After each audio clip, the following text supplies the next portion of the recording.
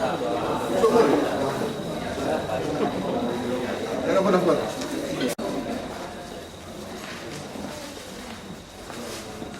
Fahmi dari Universitas Lampung.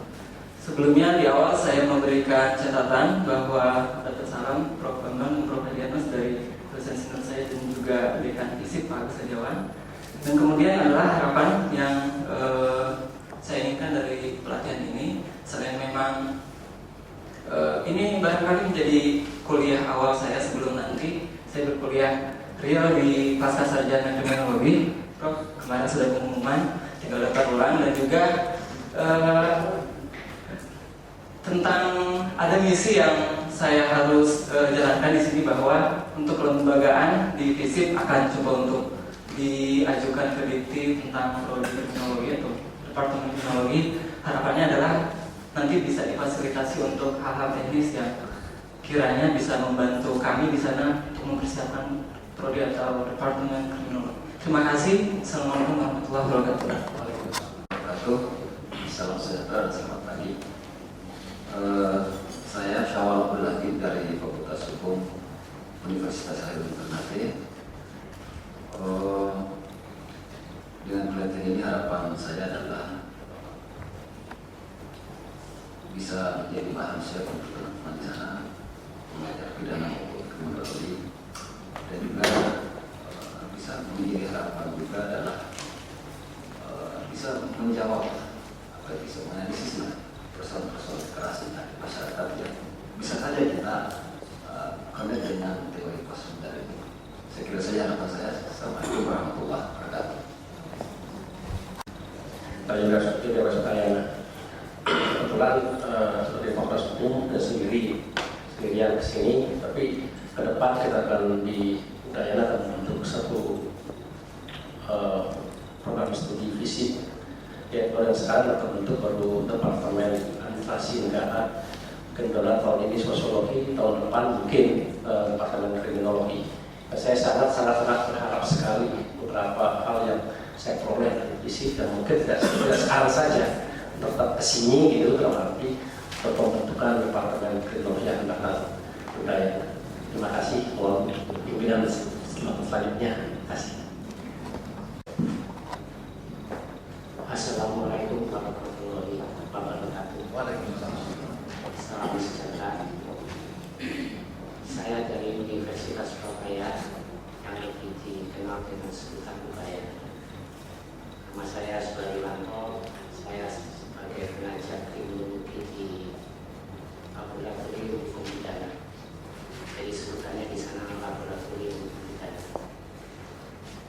Nah, beberapa teori yang sudah kami pelajari memang sangat relevan dengan kasus-kasus konflik yang terjadi di lapangan. Namun itu, pada pertemuan kali ini dengan judul pelatihan teori kriminologi postmodern, saya berharap bahwa pelatihan ini benar-benar bisa memberikan kontribusi yang lebih baik untuk pengembangan pendapat kami. Yang kedua, kami bisa bertemu dengan teman-teman satu di Mahupiki, karena kami tergabung dalam asosiasi Mahupiki, dan ini ada Mahupiki dengan FISIP. Nah ini jadi bisa bertemu dengan teman-teman di FISIP juga, sehingga kami bisa saling share ke depan bagaimana kita akan dengan baik. Nah itu harapan kami, Prof. Bambang dan Prof. Hadianus dan teman-teman yang lain. Terima kasih.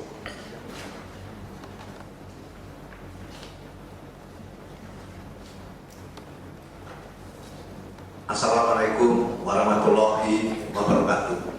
Selamat pagi, salam sejahtera. Saya Yusuf Yakubus Setiabudi dari Fakultas Hukum Universitas Pelita Harapan Surabaya. Pada tahun 1976, Paul Mudik Domulyono datang dari negeri Belanda ke FISIP UI, dan pada saat itu menimbulkan satu ledakan teori kriminologi baru. Kurang lebih 40 tahun kemudian, sekarang ada ledakan baru lagi berkaitan dengan teori kriminologi postmodernisme. Kebetulan itu saya ikuti semua. Oleh karena itu sekarang keadaannya sudah melewati postmodernisme sebenarnya. Karena itu saya betul-betul harapkan kita mempelajari teori kriminologi postmodernisme bukan untuk menjadi kriminal semua. Kenyataannya banyak di antara kita yang secara diam-diam itu adalah orang-orang yang memang bersifat kriminal. Itu minta tolong berhati-hati. Itu saja harapan saya. Tapi ledakan-ledakan ini secara ilmiah sungguh patut untuk dinikmati dan dihayati. Terima kasih. Wassalamualaikum warahmatullahi wabarakatuh. Dari instansi Universitas Jember, Fakultas Hukum Universitas Jember, kebetulan beliau di depan saya, Pak Yusuf adalah dosen saya dulunya. Nah, dengan harapan ini, walaupun dalam perjalanan sangat melelahkan dari Jember menuju ke Jakarta, tapi dengan antusias ya, dengan semangat, karena ada perkembangan ilmu kriminologi yang lebih modern, sehingga saya penasaran dan saya ingin tahu, sehingga dengan pemahaman nantinya bisa saya transfer kepada adik saya di Fakultas Hukum Universitas Jember, dan mungkin nantinya bisa Fakultas Hukum mengadakan link dengan UI, FISIP UI untuk dalam hal masalah kriminologi. Terima kasih. Assalamualaikum warahmatullahi wabarakatuh. Selamat pagi. Salam sejahtera untuk kita semua. Saya Haryanto dari Fakultas Hukum Universitas Kristen Satya Wacana. Datang dari Malang, tapi ingat di Bogor. Jadi agak lama, terlambat, mohon maaf. Harapan saya dengan pelatihan ini, saya pribadi dapat menyerap apa yang disampaikan oleh para pelatih, sehingga nanti kami dapat mentransformasikan kepada mahasiswa. Yang kedua, harapan saya, jika dimungkinkan memang bisa dikomunikasikan dengan Mahubigi, karena setahu saya Mahubigi itu sejak tahun 80-an sudah mengadakan kegiatan-kegiatan yang nampaknya yang hadir hanya Fakultas Hukum saja. Padahal ternyata materi kriminologi tidak hanya ada di Fakultas Hukum. Sementara mungkin dari sisi pembiayaan, ketika Mahubigi itu secara kontinu mengadakan kegiatan, memang kami tidak ditarik ke pembiayaan yang ada. Namun kalau hari ini kita kemudian harus memberikan kontribusi, saya kira itu semua akan kita dapat sesuatu yang baru. Kalau bisa memang digali pembiayaan yang bisa kita lakukan sehingga bermanfaat bagi kita semua, dan kegiatan ini jangan hanya berhenti hari ini tapi secara kontinu diadakan. Terima kasih. Izinkan saya memperkenalkan diri, nama saya Agustinus Purnawati dari Perguruan Tinggi Hukum Militer. Mungkin Prof. Sudah belum familiar dengan Perguruan Tinggi Hukum Militer. Padahal tahun 1952 Profesor Djoko Sutomo itu mendirikan Perguruan Tinggi Ilmu Kepolisian dan mendirikan Perguruan Tinggi Hukum Militer. Jadi dulu namanya AHMPTA itu didirikan oleh Profesor Djoko Sutomo. Karena memang ada kesulitan barangkali untuk mengembangkan hukum militer di Fakultas Hukum, maka oleh Prof. Djoko Sutomo didirikan sendiri, yang sekarang kampusnya di Jalan Matraman Raya. Oleh sebab itu saya ikut pelatihan ini pun tidak ada pemberitahuan resmi Pak ke kampus saya, karena mungkin tidak dikenal juga di divisi.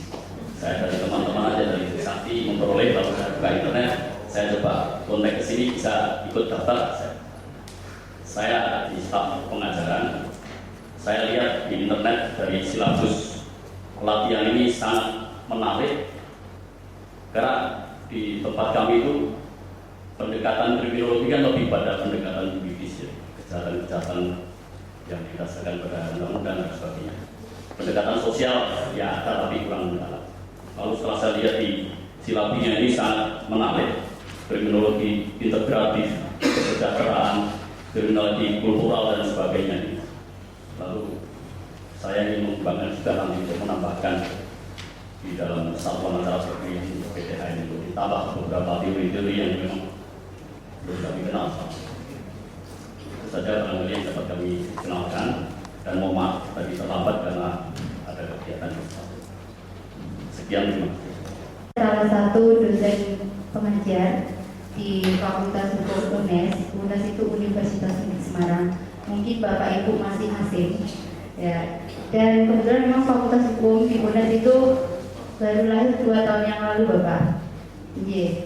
Jadi dengan adanya pelatihan ini ya harapannya besar, harapan kami gitu outputnya nanti pastinya untuk mahasiswa dan anak didik kami, dan juga akan kami tularkan pada teman-teman di dalam bagian hukum pidana. Dan kebetulan juga mungkin yang mewakili yang di sini juga saya termasuk dosen baru gitu, karena ini berbarengan dengan pemilihan rektor loh Pak. Ada pemilihan rektor di UNES, sehingga seperti dosen dan ketua bidang hukum pidana nggak bisa rawuh di sini. Ya, sekali lagi harapan kami adalah banyak hal baru yang bisa kami kembangkan di UNES. Terima kasih. Wassalamualaikum warahmatullahi wabarakatuh. Sebenarnya petanya online dari Gambir tadi, saya dari Surabaya. Nama saya Dewi Setiawati, saya mengajar di Fakultas Hukum Universitas Hangtua Surabaya. Mungkin kalian dikenal di sini, tapi alhamdulillah perjuangan ke sini sebenarnya sempat oleh rektor. Loh, ini kan yang ada di FISIP, kenapa yang berangkat dari Fakultas Hukum? Saya jadinya agak sedikit memberi kuliah juga pada rektornya. Loh, di Fakultas Hukum itu ada kriminologi Bapak. Ya, alhamdulillah di UI itu ada departemen kriminologi tersendiri, dan kebetulan memang di bawah FISIP. Jadi kalau tolong jangan garis bawahi FISIP-nya bahwa ilmu hukum itu diperkaya dengan ilmu sosial, ilmu empirik semacam kriminologi. Ya, yang berangkat ya orang hukum, jangan orang FISIP. Soal FISIP di tempat saya itu adanya cuma niaga Bapak. Alhamdulillah tadi sampai tepat waktu sebenarnya, justru karena terlambatnya karena nyasar di UI sendiri Bapak, saya belum paham sebenarnya jadi terlambat. Jadi saya harap karena ini sebenarnya sudah saya tunggu-tunggu, terakhir kan kita mengadakannya di Bandung yang di Savoy Homan itu saya ikut di tahun 2009. Saya amati kok kayaknya vakum dari sama Pak Madin, Pak Madin juga kok vakum 2009. Saya tunggu-tunggu dan akhirnya alhamdulillah tahun ini ternyata memang diadakan. Saya senang bisa berangkat. Saya berharap nanti bisa pulang bawa oleh-oleh ilmu makin banyak, karena sempat juga ngajar kriminologi itu saya rasakan stuck kemarin. Kok nggak ada yang baru ya rasanya. Mungkin dari sini saya bisa memperoleh apa yang gambaran saya akan makin banyak ilmu yang saya peroleh. Terima kasih Prof atas kesempatan ini. Nama saya Abdul Rahman Hamid dari Universitas Negeri Jakarta, jurusan Sosiologi dan Ilmu Sosial. Harapan saya semoga saya dapat menggali sebagian bahan-bahan yang ada di sini untuk bisa ditransfer ke siswa-siswa yang ada di sana. Kemudian kalau bisa meminta, mungkin saya mengharapkan bahan-bahannya mungkin kalau bisa dalam bahasa Indonesia lebih baik mungkin ya. Karena kalau dalam bahasa Inggris kita memerlukan yang sendiri lagi waktu mengasihkan dan sebagainya. Karena ini mungkin saya melihat ini banyak bahan-bahan itu kok dari luar sana, sementara kemampuan bahasa mungkin kita agak terbatas juga. Mungkin dari negara atau dari UI misalnya bisa membantu untuk itu, bisa lebih cepat mencerna hal seperti ini. Mungkin kita ada di Indonesia mungkin lebih memperhatikan bahasa Indonesia kita.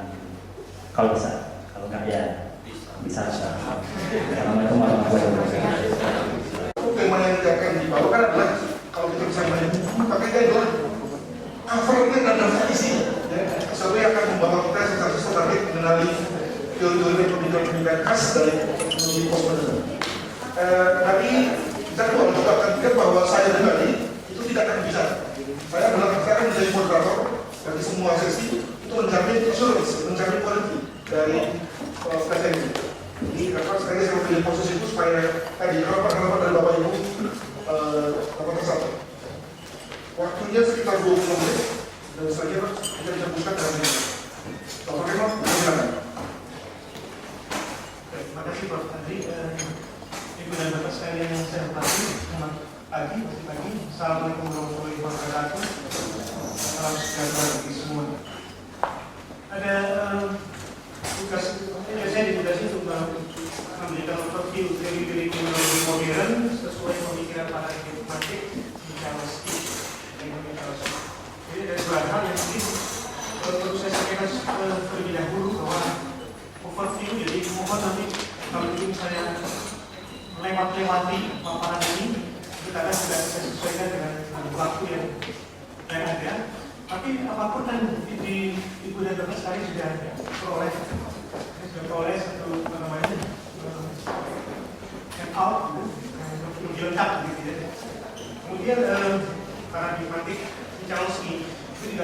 hal yang jadi penyampaian saya ini adalah sangat berdasar pada paradigma Mikalowski ini, paradigma yang melihat mengkaji kejahatan itu dalam konteks hubungan antara hukum dan masyarakat dari sosiologis. Jadi ini salah satu sesi yang katakanlah mengantar untuk mempersiapkan yang menjadi bapak sekalian lagi kencang ke arah teori yang lebih modern dan postmodern. Ini sedikit sedikit mengingat kembali bahwa perspektif itu adalah satu sudut pandang yang berbeda tentang suatu pengertian dan asas-asas yang teratur dari mana proses itu dihasilkan. Kemudian paradigma adalah sekumpulan pencapaian ilmiah yang diakui secara universal yang dalam jangka waktu tertentu menjadi model permasalahan dan pemecahannya bagi suatu komunitas praktis. Nah, di dalam perspektif dari paradigma Mikalowski itu ada tiga perspektifnya: konsensus, pluralis, salah ini, Mikalowski yang salah, saya salahnya, dan konflik. Nah, paradigma konsensus itu kemudian perspektif konsensus itu kemudian mengantarkan kita pada paradigma positifis, kemudian yang interaksionis, yang pluralis itu pada paradigma interaksionis, dan yang konflik itu pada paradigma sosialis. Saya akan membacakan secara cepat gitu karena kalau ini ditinggalkan juga sebenarnya ini adalah satu dasar kita untuk mengelompokkan diri-diri yang ada, sebarang diri yang ada. Jadi saya akan sekilas menyandingkan gitu pokok pikiran model konsensus dan paradigma positifis. Kalau di dalam pokok pikiran model konsensus itu hukum adalah kesepakatan umum. Jadi suatu di dalam masyarakat dengan perspektif seperti ini, itu bahwa hukum itu tidak bisa ditawar-menawarkan, itu general agreement. Jadi pelanggar hukum adalah pelanggar terhadap kesepakatan umum, itu kesepakatan umum. Model konsensus juga sangat mengedepankan justifikasi praktek perundang-undangan dan penegakan hukum. Jadi kalau misalnya seorang yang melakukan pelanggaran kesepakatan umum, tidak ada lagi permasalahan moral gitu, maka dia harus dihukum dengan ini yang disebutkan sebagai justifikasi peraturan. Nah, ini mengantarkan paradigma positifis yang sangat memperhatikan ketertiban kehidupan sosial, dan kejahatan adalah hasil dari hubungan sebab akibat. Tingkah manusia adalah hasil dari hubungan sebab akibat antara individu dengan aspek tertentu dari lingkungan mereka. Jadi ada satu faktor di luar hukum yang berpengaruh terhadap dilakukan atau tidak dilakukannya kejahatan oleh seseorang. Nah, tentu dengan demikian maka akan menjawab mengapa sebagian orang melakukan kejahatan sementara orang lain tidak. Itu ada satu masalah. Jadi dari model konsensus dan paradigma positifis. Kemudian kalau kita lihat di model pluralis, beberapa pokok pikiran yang bisa diangkat adalah bahwa hukum muncul karena tidak ada persetujuan tentang benar dan tidak benar. Banyaknya perbedaan-perbedaan dalam masyarakat dan kemudian ada suatu pengakuan terhadap perbedaan-perbedaan, pendapat dan sebagainya, sehingga hukum adalah mekanisme penyelesaian sengketa. Kalau ada sengketa di antara berbagai kepentingan, berbagai perbedaan pendapat, maka hukum harus menjadi satu mekanisme jalan tengah gitu ya, selesai sengketa. Hukum harus berada di atas setiap pihak yang bersengketa. Nah, ini mengatakan paradigma interaksionis bahwa fokus dari paradigma interaksionis adalah ada keragaman psikologi sosial dan kehidupan manusia. Kejahatan tidak dapat dilihat dari hubungan sebab akibat, tetapi pada interaksi. Kalau tadi yang di dalam positifis itu melihat sebab akibat, tapi sekarang adalah interaksi antara pelaku dan pihak pengamat di luar diri dari pelaku sendiri. Deviance bukan merupakan suatu kualitas yang unik dari individu, tetapi merupakan suatu kualitas yang diberikan oleh dan merupakan reaksi dari pihak pengamat terhadap perilaku individu. Jadi kalau misalnya kejahatan di sini terbuka suatu pengertian bahwa ada relativisme, fleksibilitas dari kejahatan. Kejahatan atau deviance itu tergantung bagaimana orang melihat perilaku itu, bukan kualitas dari perilaku itu.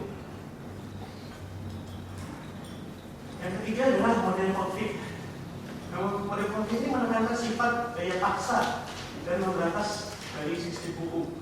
Itu represifnya sistem hukum dari yang digambarkan oleh model politik ini. Hukum adalah mekanisme mencapai tujuan penguasa. Penjahat adalah mereka yang memiliki perilaku yang bertentangan dengan kepentingan kekuasaan para penguasa. Jadi dilihat sebagai suatu hal yang mengganggu katakanlah status quo, kepentingan penguasa dan sebagainya. Hal ini mengatakan pada paradigma sosialis bahwa paradigma sosialis menitik beratkan perhatian pada aspek-aspek politik dan ekonomi dari kehidupan sosial. Perilaku disebut sebagai kejahatan karena dianggap mengancam kepentingan kelompok penguasa dominan. Dalam menghadapi kejahatan menuntut adanya perubahan struktur masyarakat. Mohon maaf ini sudah cepat saya bacakan sampai mungkin ini juga ya. Nah, ada perbedaan-perbedaan tadi yang kemudian juga mengkelompokkan sebuah teori yang bisa saja pembuat itu tidak pernah tahu bahwa teori yang dibuat itu termasuk kelompok mana, termasuk paradigma mana. Jadi orang yang membuat paradigma itu yang kemudian melihat karakteristik dari teorinya, fokus perhatian dan analisisnya itu bisa dimasukkan ke dalam kelompok-kelompok paradigma tertentu. Nah, secara cepat juga. Jadi secara umum bahwa sebaran teori dalam paradigma positif dari Wachowski itu ada teori proses belajar sosial, kemudian juga teori struktur sosial. Bisa saja ibu dan bapak kemudian juga mempunyai pembolongan-pembolongan lain, tipologi lain yang bisa dimasukkan ke dalam paradigma positivis, tapi harus dengan syarat bahwa tadi karakteristik fokus dan perhatian dan analisis itu cocok dengan apa yang dikemukakan oleh paradigma tadi. Nah, teori struktur sosial itu bisa terdiri dari teori-teori tentang social disorganization, kemudian strain theory, cultural dan behavioral theory, dan umumnya pengelompokannya. Saya mulai dengan teori proses belajar sosial. Yang paling terkenal adalah teori dari Sutherland, differential association. Kejahatan dianggap sebagai pola tingkah laku yang dipelajari oleh individu dari lingkungannya dalam hubungannya dengan perumusan-perumusan tingkah laku yang menguntungkan bagi kejahatan. Jadi kejahatan adalah tingkah laku yang dipelajari seperti juga lain-lain kegiatan manusia. Jadi orang belajar tentang bagaimana bisa melakukan kejahatan itu sama dengan orang melakukan pembelajaran bagaimana bisa menguasai perangkat komputer. Sama prosesnya. Tapi masalahnya adalah bahwa yang dipelajari adalah sikap-sikap tingkah laku yang tidak sesuai dengan nilai-nilai umum. Itu masalahnya itu saja. Muatan nilainya yang dipelajari, tingkah laku yang dipelajari, sikap-sikap itu adalah tingkah laku yang bertentangan dengan nilai-nilai umum, nilai-nilai kejahatan dan sebagainya. Terus kemudian kita lihat teori struktur sosial. Jadi ada social disorganization teori, fokusnya adalah pada kondisi lingkungan. Misalnya seperti penurunan kualitas yang sangat rendah itu. Jadi lingkungan ketegangan, pembusukan lingkungan. Kemudian ada sosial kontrol yang tidak memadai, tidak cukup. Juga ada geng-geng atau kelompok-kelompok yang memang berorientasi pada pelanggaran-pelanggaran hukum. Juga nilai-nilai sosial yang bertentangan, misalnya itu konflik. Itu yang diterangkan oleh social disorganization theory. Sementara strain theory fokus pada konflik di antara tujuan dan cara mencapai tujuan. Jadi kadang-kadang ada suatu distribusi yang tidak cocok gitu ya dengan antara power dan kekayaan. Kemudian ada frustrasi karena aspirasinya dengan tujuan yang dengan perolehan tujuan itu tidak sesuai. Atau ada alternatif lain dengan hal mencapai tujuan. Itu yang difokuskan oleh strain theory. Sementara teori kelompok ketiga dari teori struktur sosial ini adalah cultural deviance theory. Itu bicara tentang pengembangan dari sub kebudayaan sebagai suatu hasil dari isu organisasi dan tekanan-tekanan stres. Juga nilai-nilai subkultur yang memang berlawanan dengan nilai-nilai konvensional. Ini yang akan diterangkan yang menjadi fokus dari teori-teori teori-teori cultural deviance. Itu yang menyebabkan kejahatan. Selain teori itu juga ada beberapa tipe. Yang paling terkenal adalah anomi. Sebetulnya yang awal-awal dari perkenalkan oleh Durkheim, tapi juga kemudian dipopulerkan dengan oleh Merton dengan teori adaptasi terhadap ketidaksesuaian antara tujuan dan cara untuk mencapai tujuan yang berbeda masing-masing oleh di orang-orang setiap orang. Gitu. Kemudian ada yang namanya general state theory, itu dari Agnew dan kawan-kawan banyak juga. Nah, kita ke Merton itu juga penting bahwa Merton mengedepankan variasi adaptasi sosial. Setiap orang memiliki konsepnya sendiri tentang tujuan-tujuan masyarakat dan cara-cara yang dikembangkan dalam dirinya untuk mencapai tujuan tersebut. Mereka mungkin saja mengembangkan solusi-solusi kriminal atau delinkuan bagi masalah-masalah pencapaian tujuan.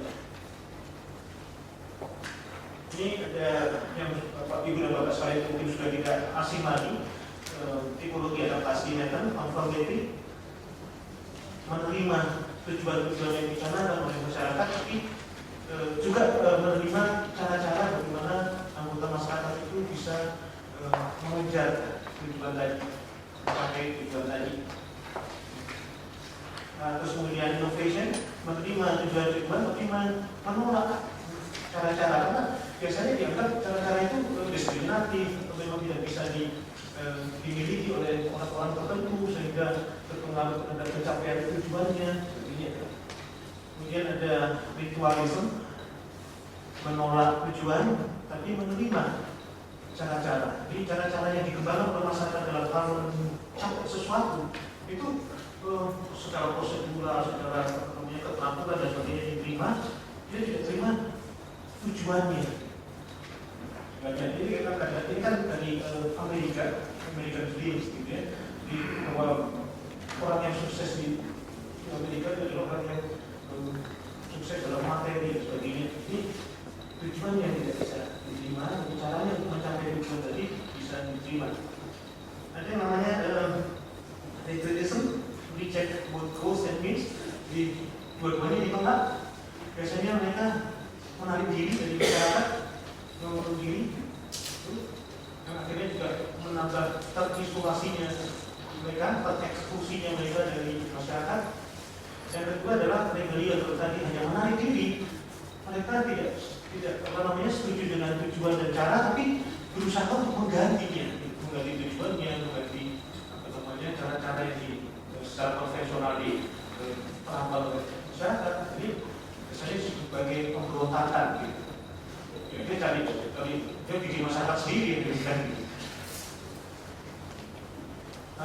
Dari ketegangan sosial ini source of strain itu banyak beberapa hal yang menjadi sebab seseorang merasa tertekan gitu. Itu adalah kegagalan dalam mencapai tujuan. Jadi biasanya orang yang gagal dalam mencapai tujuan itu mengalami tekanan dirinya, stres. Ya. Itu juga dipercaya dapat berkorelasi dengan dilakukan atau tidak dilakukannya oleh dia kejahatan oleh orang tadi. Kemudian ketidaksesuaian antara ekspektasi, harapan-harapan dan pencapaian-pencapaiannya, pencapaian tujuan. Kadang-kadang kita punya aspirasi tinggi tidak bisa mencapainya, memperolehnya, itu kadang-kadang juga bisa secara psikologis itu merasa tertekan. Atau juga bisa mengganti stimuli-stimuli yang sebetulnya positif dalam hal memberikan manfaat. Yang terakhir adalah presentasi dari stimuli-stimuli negatif. Memang ada karakter-karakter orang tertentu yang cenderung menyambut stimuli-stimuli negatif dibandingkan orang lain. Nah ini kemudian menimbulkan beberapa efek atau dampak yang bisa mengatakan orang cenderung melakukan kejahatan, frekuensi dan sebagainya, itu kemarahan, itu frustration, kekecewaan yang dalam, ekspresi, ketakutan, itu bisa membawa mereka pada antisocial behavior, mental abuse, delinquency, violence, dan dropping out. Ini sangat menarik di ini karena ada percampuran psikologi sosial dan diri sosial. Nah, kemudian pertimbangan kultural ini ada beberapa teori, beberapa sekalian pasti bisa sudah paham kalau misalnya menambah bisa banyak referensi tentang ini. Yang pertama adalah contact norms oleh Thorsten Sender, teori delinquent subculture oleh Cohen, dan teori differential opportunity dari lawan Cohen. Jadi kelompok-kelompok ini yang kemudian saya katakan lebih populer dibandingkan teori-teori lain yang mungkin juga bisa dikelompokkan ke dalam teori-teori penyimpanan kultural. Sedikit saja bahwa tadi bahwa konsep bahwa kelas rendah merupakan suatu budaya yang unik sebagai respons atas ketegangan. Kelompok-kelompok ini kemudian memelihara tata norma di kalangan mereka sendiri, aturan-aturan yang mengatur kondisi kehidupan sehari-hari dalam subkebudayaan. Ada semua ya di kenal. Kemudian di Cohen ini juga bicara tentang frustrasi status dari anak laki-laki kelas rendah. Diciptakan melalui kegagalan dalam mencapai kesuksesan kelas menengah, menyebabkan mereka terlibat dalam delinquensi. Kadang-kadang pola-pola tingkah laku, nilai-nilai yang dikembangkan oleh kelas bawah ini efektif dipertahankan, dilakukan di lingkungan mereka. Jadi kalau mereka sudah masuk ke dalam lingkungan yang lebih luas lagi, karena sekolah banyak ketidaksesuaian antara hal-hal yang dikembangkan di rumah dan di sekolah. Jadi kadang-kadang frustrasi. Artinya apa? Mereka juga tertinggal dalam kompetisi dengan orang-orang yang memang terbiasa dengan nilai-nilai kelas menengah ke atas. Itu artinya bisa frustrasi. Dari kesempatan yang berbeda, yang menarik sebenarnya mundur lagi ke belakang itu memang ditegaskan itu penelitiannya adalah pada anak laki-laki. Gimana dengan itu bisa dikembangkan? Kadang-kadang beberapa penelitian memang diwarnai oleh dunia laki. Kelompok-kelompoknya, penelitiannya, subjek penelitiannya itu memang relatif dunia laki-laki. Jadi kalau dikembangkan ke dalam subjek yang perempuan misalnya, mungkin juga menarik. Menantang penelitian seperti itu. Dari kesempatan yang berbeda ini bicara tentang bagaimana di antara warga negara itu punya kesempatan yang berbeda dalam hal mengejar kesuksesan, keberhasilan dan sebagainya. Yang menarik adalah sepertinya kesempatan yang berbeda pun berstruktur. Ada yang paling itu parahnya adalah anak-anak atau warga negara yang sangat tidak beruntung untuk melakukan kejahatan pun nggak bisa. Untuk melakukan apalagi konvensional. Misalnya kan nggak bisa, dia punya kapasitas, dia tidak punya sarana, dia tidak punya akses untuk melakukan kejahatan dan sebagainya. Jadi sangat terpuruk dan semakin terpuruk karena dia tidak bisa melakukan sesuatu yang sebagai alternatif tindakan. Itu biasanya mereka akan melakukan perbuatan melarikan diri, mabuk-mabukan, bunuh diri juga banyak ditemukan dalam penelitian tentang diri Cohen ini. Kemudian Repas dan Hesky juga suka sudah sangat populer, sudah paham.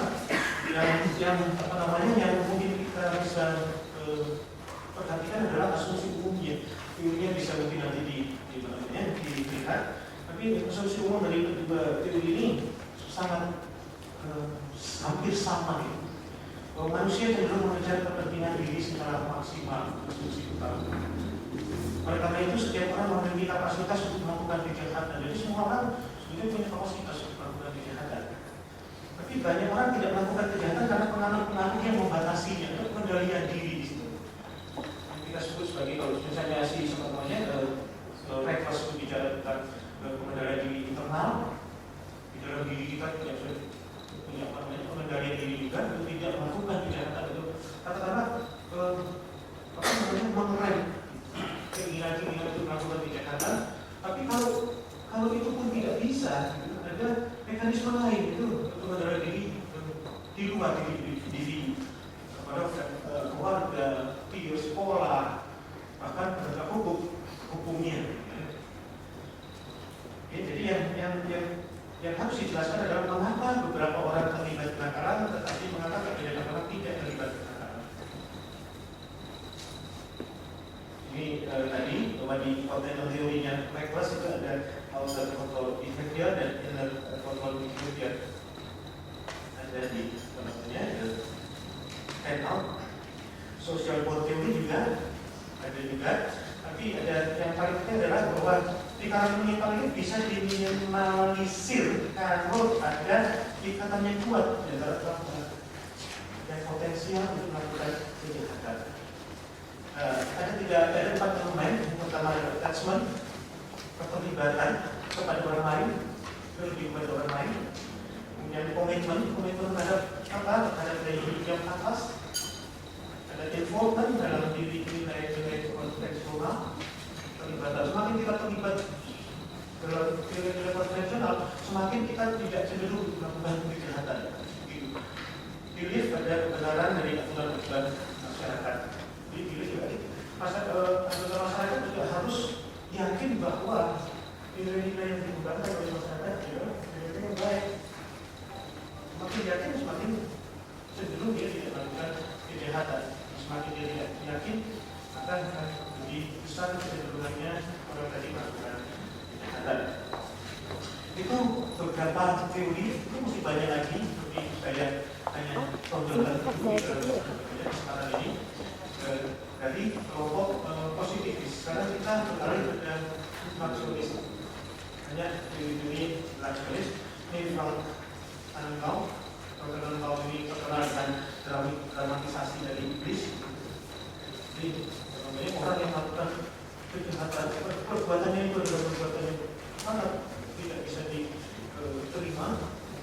Orang yang melakukan juga adalah orang yang sangat tidak bisa diterima juga di analogkan dengan iblis seperti dramatisme kejahatan itu. Inti dari pemikirannya adalah bahwa terjadinya kejahatan pada anak merupakan dramatisasi tingkah laku nakal yang pertama pada anak. Dramatisasi ini berupa perlakuan khusus yang dilakukan oleh masyarakat, dan perlakuan khusus ini bukan tanpa akibat terlihat. Ini semakin diberikan reaksi negatif terhadap anak yang dikatakan nakal, semakin anak itu nakal gitu. Sederhananya seperti itu. Jadi semakin kita mendramatisir pelakuan itu dan pelakunya sekaligus, maka pelakunya juga akan susah untuk kembali ke baik. Ini dinamakan dramatasi iblis. Kemudian ada Edwin Lambert dengan primary dan secondary deviance. Ini juga sebetulnya makanya satu kelompok bahwa semakin orang diberikan reaksi yang negatif, maka semakin dia berputar di tingkah laku yang jahat tadi, seperti yang diberikan reaksi seperti itu tadi. Ini hati-hati dalam hal memberikan suatu reaksi terhadap pelaku kejahatan. Itu namanya secondary deviance. Terus ada Howard Becker dengan konsepnya career deviance dan outsiders, tentu saja ibu dan bapak sekalian terlihat. Di sini penyimpangan bukanlah sifat dari orang-orang yang melakukan tindakan, tetapi merupakan konsekuensi penerapan aturan dari orang lain yang dan penerapan sanksi pada orang tersebut yang masuk kategori pelaku penyimpangan. Pelaku penyimpangan adalah orang yang tinggi level dengan sukses. Semakin level itu melekat, semakin dia berusaha untuk memenuhi harapan orang sebetulnya kan. Karena dia dari orang jahat ya, saya harus terbalik. Saya harus membuktikan bahwa mereka benar, maksudnya jahat. Semakin dia mantap dalam kriminalnya, sehingga seperti kali kriminal itu. Ada PP dengan kajian yang lain dengan pre-education. Sebenarnya satu teori baru juga yang bisa disebut sebagai teori integratif yang mungkin besok akan diberikan dalam programnya ini sebenarnya termasuk kelompok pluralis ya. Melandaskan diri pada proses kristi tentang keterlibatan pada masyarakat mengevaluasi teori-teori labeling. Untuk membuat adanya konformitas pada masyarakat harus dihindarkan penerapan label yang akan menghasilkan sub kebudayaan kejahatan. Yang harus dilakukan adalah pemberian rasa malu yang tidak menghasilkan label tetapi menghasilkan integrasi atau suatu keadaan shaming. Jadi memalukan, misalnya kalau Adi bagi atasan saya dan di belakang saya jam 9 malu. Itu satu contoh yang efektif dalam hal mencegah. Tapi lebih banyak saya jam 8 kok, dia jam 9. Oke, saja pada masa sosialis ada beberapa teori yang terkenal terkait Richard Queenie dengan realitas sosial di kejahatan. Tidak ada.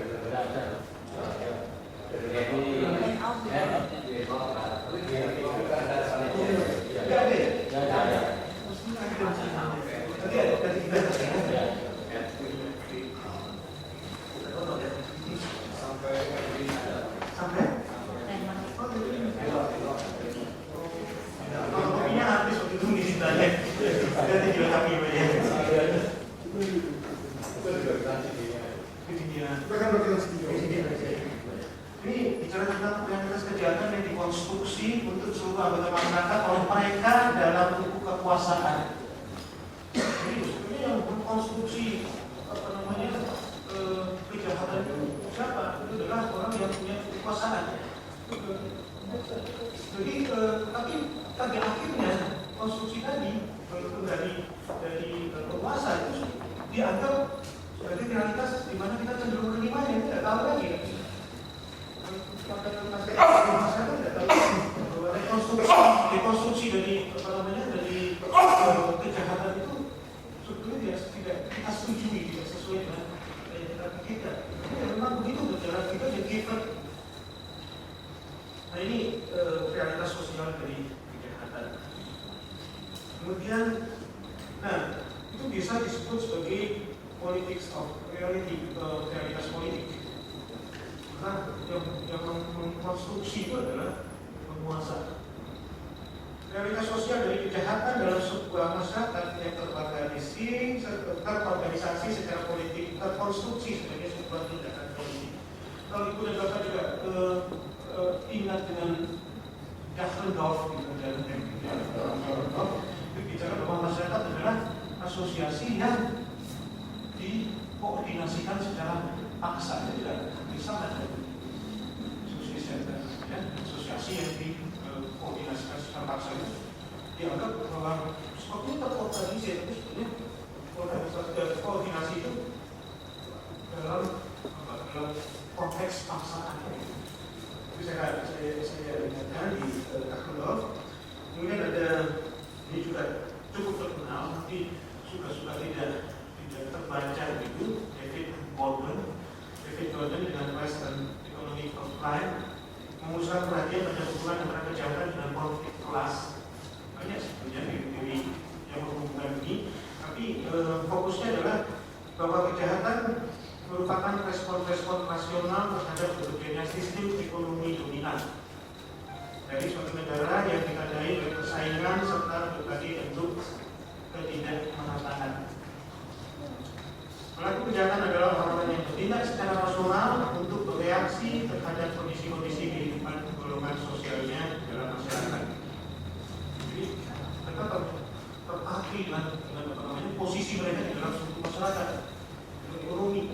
Jadi sebenarnya konflik itu adalah wujud dari reaksi ketidakpuasan terhadap ras yang berbeda. Biasanya yang bereaksi adalah golongan-golongan bawah. Saya rasa sementara itu Prof. Adi kembalikan.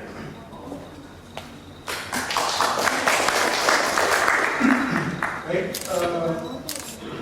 karena sifatnya pelatihan maka tentu Anda seolah-olah bertanya gitu kan. Komentar silakan. Kalau dalam hal ini komentar silakan. Kita punya waktu sekitar sampai 10.50, jadi bisa dua pertanyaan. Jadi kalau itu Terima kasih. harus beliau kan ngomong mengenai soal gender. Nah, kenapa kok ini ditaruh di sisi luar? Apa memang soal gender adalah soal kosmo? Iya, kita bicara mengenai kearifan. Artinya hal-hal yang harus ada pada semua teori yang akan kita cover pada sisi berikutnya. Jadi sekali lagi kalau bagi yang teman-teman yang bicara mengenai apakah ini kosmo, mungkin belum tentu. Karena kita bisa melihat hal-hal asumsi dasar yang harus ada pada konteks. Makanya kemudian diletakkan pada sebagai apa? Kali ini dipersilakan. Terima kasih. Assalamualaikum warahmatullahi wabarakatuh. Bapak dan Ibu sekalian, selamat siang. Sebelumnya saya perlu mengklarifikasi bahwa saya bukan pakar